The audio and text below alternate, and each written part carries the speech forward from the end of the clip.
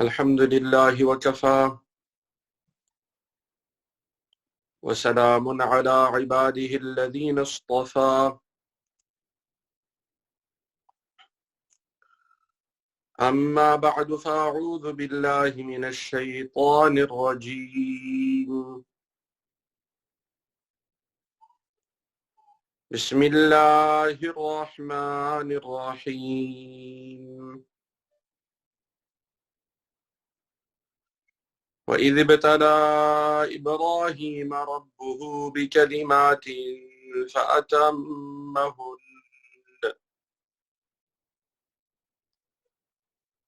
قال إني جاعلك للناس إماما قال ومن ذريتي قال لا ينال عهد الظالمين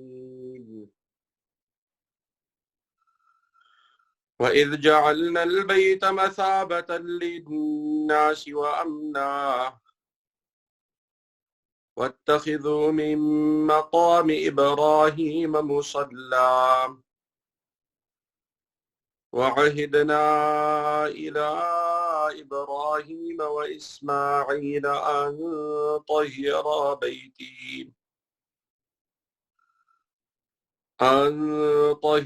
بيتي للطائفين والعاكفين والركع السجود صدق الله العظيم.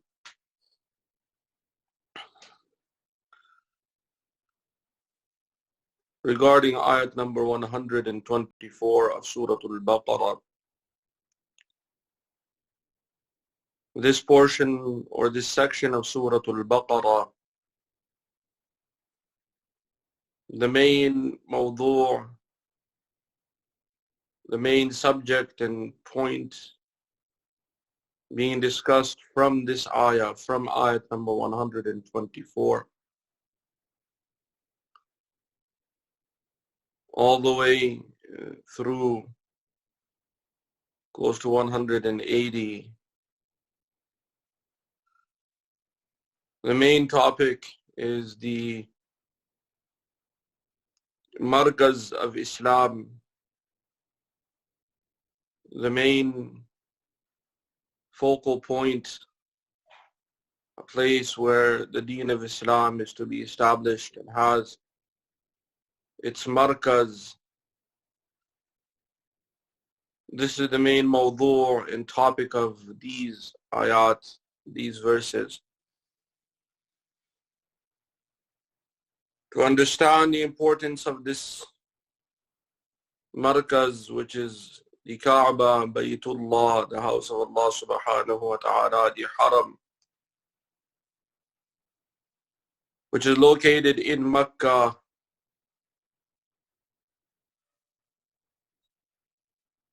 this has its own historical background. And to understand the importance of that historical background, there was a need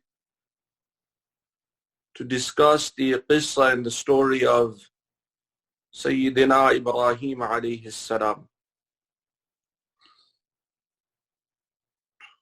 We have tried our best to cover as much of the detail of that qissa, of the story of Sayyidina Ibrahim alayhi salam, that we could, all the way to the point where he came and he built. Sayyidina Ibrahim alayhi salam, he was given the task and the privilege of putting a structure and building the Kaaba, Baytullah, the house of Allah subhanahu wa ta'ala, with his son Sayyidina Ismail alayhi salam.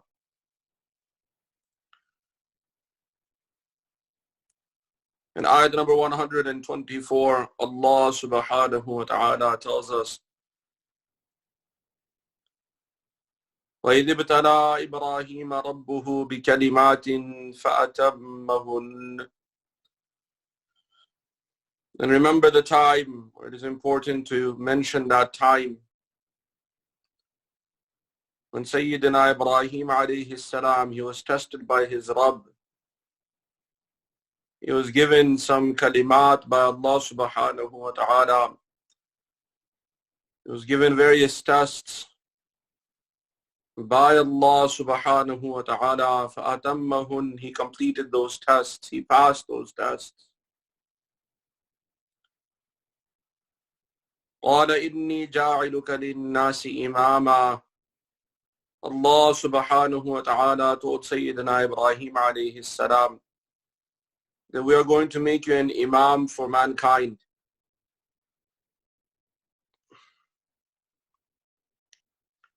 قَالَ وَمِن ذُرِّيَّتِي Sayyidina Ibrahim alayhi salam, he asked for that privilege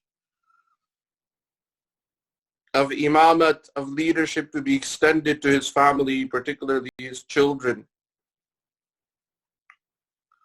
So he asked, and what about my children? That, oh Allah subhanahu wa ta'ala, will you extend this privilege of imamat to my children?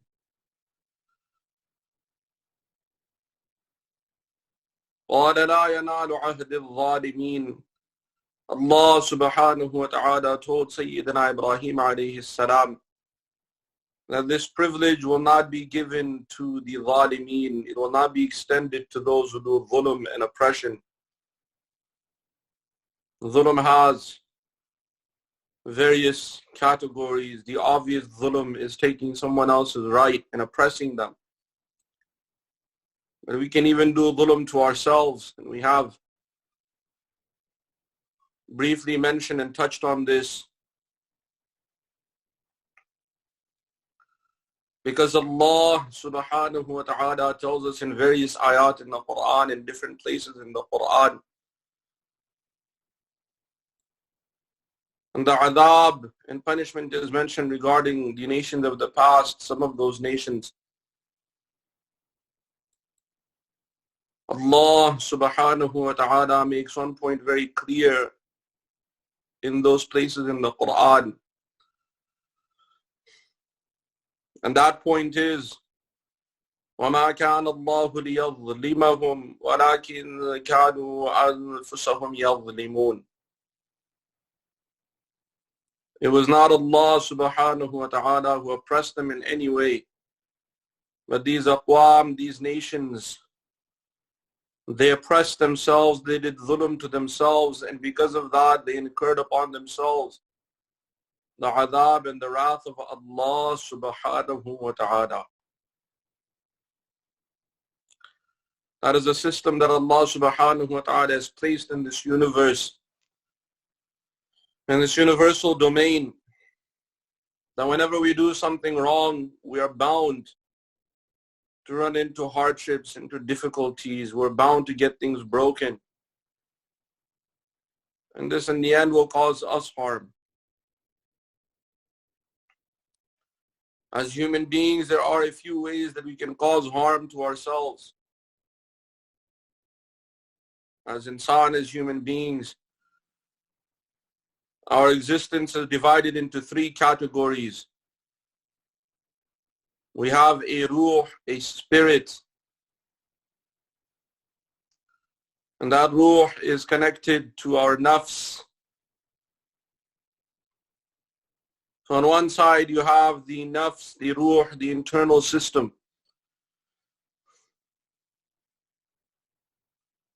The second existence that we human beings have is the physical, the jism, this body that we have. And there is a third existence also, though that third existence is also an extension of these two, but we have the psychological existence, the mind, the brain that thinks.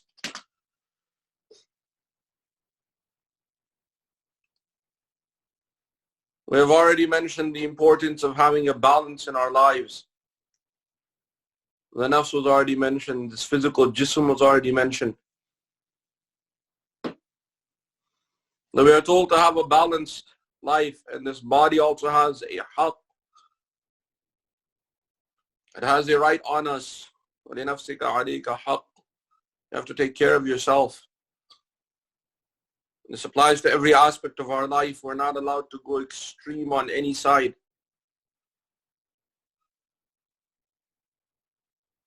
So this body that Allah subhanahu wa ta'ala has given us, we're not allowed to push it beyond its limits. As far as exercise is concerned, we're not to go so far that we tear our muscles. But at the same time, we're not supposed to be lazy and waste our body, waste this jism. We're not supposed to go on extreme diets, but at the same time, we're not supposed to go on extreme marathons of eating food, and these are limitations within this body. So long as we have a balanced life within limits in a very balanced way, we'll have benefits to this physical body. Coming to the psychological system, the mind, which again in one way is connected to the ruh, the soul, but also impact comes on the physical body. We're also told to take care of this mind. The mind is an amazing thing, and I'm not talking about the brain. The brain is just the physical extension of what the mind really is. The mind is where our thoughts are, our beliefs are. The mind is where our hopes and dreams are. We have positive thoughts, we have negative thoughts. All of this is from the mind. The brain is just a display of something happening within the mind. We think and then you see that physical reaction within the brain. This should be understood.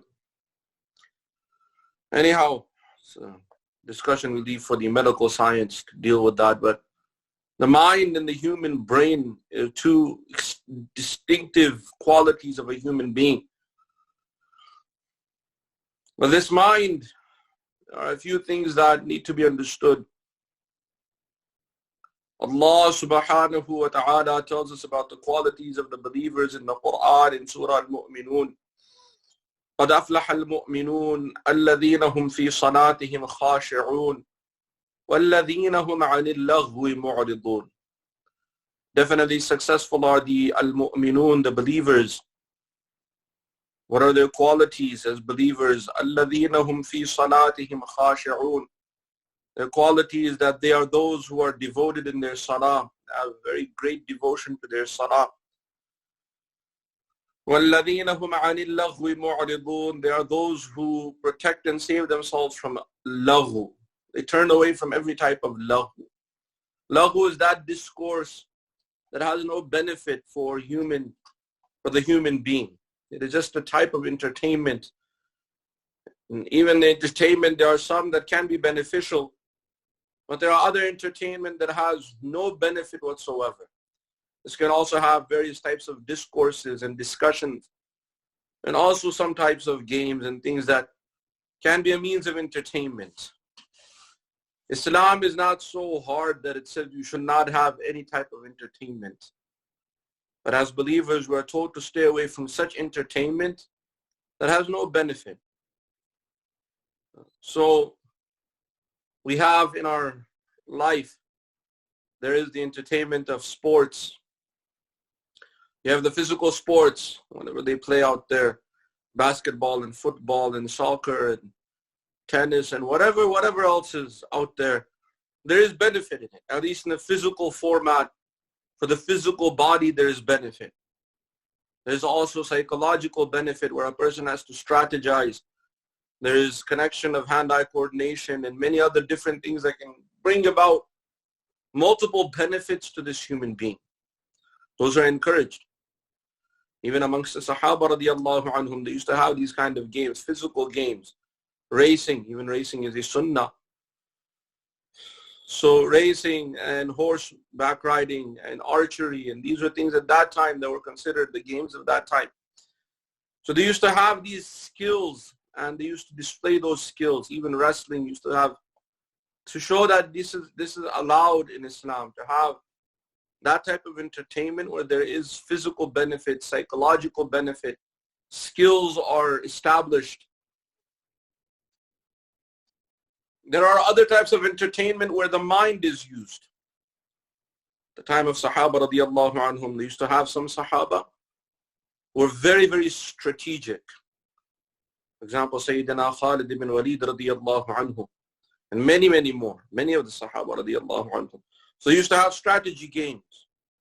They would go out into the fields or into the desert and strategize that if a battle would happen, how would the different positions take place? How are they to be taken? Even Rasulullah sallallahu alayhi wasallam, he was an amazing strategist. First, obviously coming with wahi from Allah subhanahu wa ta'ala, but also even in his own life, he had amazing training as far as strategy goes. This is psychological benefit, giving very great strength to the mind and to the ability to understand situations, being critical thinker.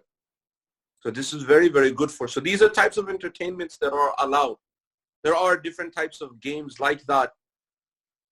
We should just be careful what types of games can affect our aqa'id or aqidah. There has been a lot of discussions about some types of games that have some connotation going behind them as regards to aqidah. But there are many that are allowed, and not only allowed, encouraged. So where the human mind can be developed, human strategy can be developed. Along with that, the human being can become a strategist. This can be a very, very useful skill. So these are different types of entertainments that are allowed. There are other types of entertainments which can give a person knowledge he didn't have. Certain skills are understood, certain skills are learned. So this type of knowledge is very, very encouraged. This is what is ilm. In this time and age, in the 21st century, we have different types of documentaries. We have different types of scenarios that we human beings, we can study. We can study also markets. We can study human behavior, psychology, etc. There's a long list of things a human being can go through. On one side, they're entertainment, but also on the other side, they can bring about great benefit to the human being. So these are what are encouraged. And not only encouraged, it's time that we should take one of these hobbies and spend our time with them, particularly if we like a particular field, then it is very, very good. It is encouraged in our deen. Otherwise, what happens, we human beings, if we do not spend our time in what is beneficial, then we'll spend our time in what is useless. What is useless is called laghu. There's another category of things that have no benefit whatsoever. They're just a waste of time. They don't give the person any physical benefit. They don't give a person any psychological benefit. There are certain types of entertainment out there that has almost very little benefit, if any, to the human being, and can actually cause psychological harm. Some of the video games that the youth play, not all of them, there may be some that have some benefit, I'm not going with all of them, but there are many that have very little to no benefit. They're just a waste of time. They can bring about stress, because in that stressful situation, in those stressful scenario, a person is pushed to his limits as far as stress is concerned. They encourage violence. So there's a lot of violence that is encouraged. It is not something that a Muslim or a believer should be exposed to so much. So it doesn't have great benefit. Very little benefit, if any. But the things that it exposes the youth to, it is very detrimental for their mind, very detrimental for their social life, their psychology, their stress levels. It has very little benefit. There are others that don't help about this human being, but build within him certain types of fear that is not appropriate, or certain types of feelings which are not appropriate. There are many things within the entertainment world that build on the human shahwa, that build on the human desires, so they can fall into haram based on what it pushes a person to. There's also certain types of horror that they have in the entertainment field that can bring within a person psychological fear. So these things, they don't have benefit. They have very little benefit, if any, benefit whatsoever. But along with all of that, the harm is much greater than the benefit, if there is any benefit. So this is what is laghu. It becomes a waste of time. A lot of these films, a lot of these dramas, a lot of these video games, not all of them. There will be some, there may be many that can have benefit. They can teach a person something and they can build within a person. Not all of them.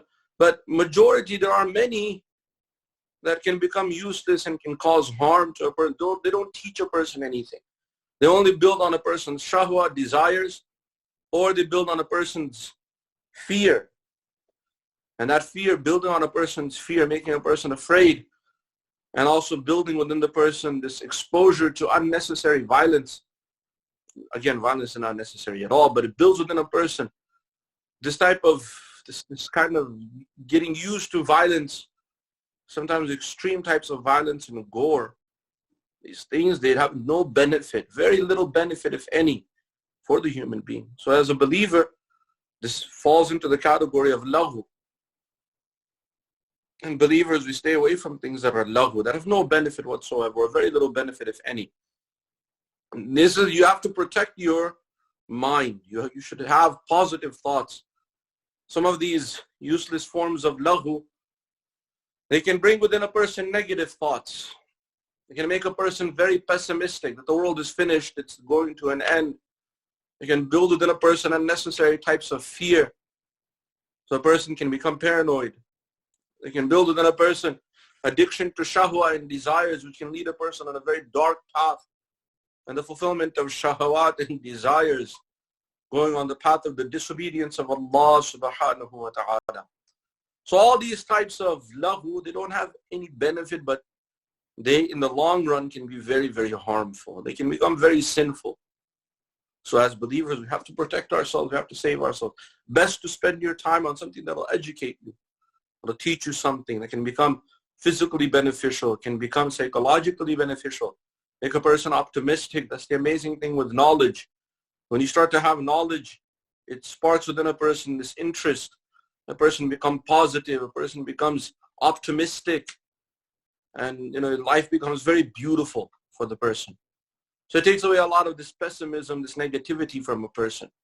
So these are the things that a believer should focus on, a believer should spend their time with, and this can build within a person a very, very beautiful life, even in these difficult times. When we spend time with the Quran, the tilawat of the Quran, when we spend time with the ilm, learning new skills that we did not have. So even the difficulties of whatever may be happening around us in the world, it'll keep us very, very positive, because it gives you something worth living for. So these are just some of the things that as believers we should spend our time with. So this, otherwise if we go into laghu and we go into those things that can cause us harm, so in reality we are only harming ourselves.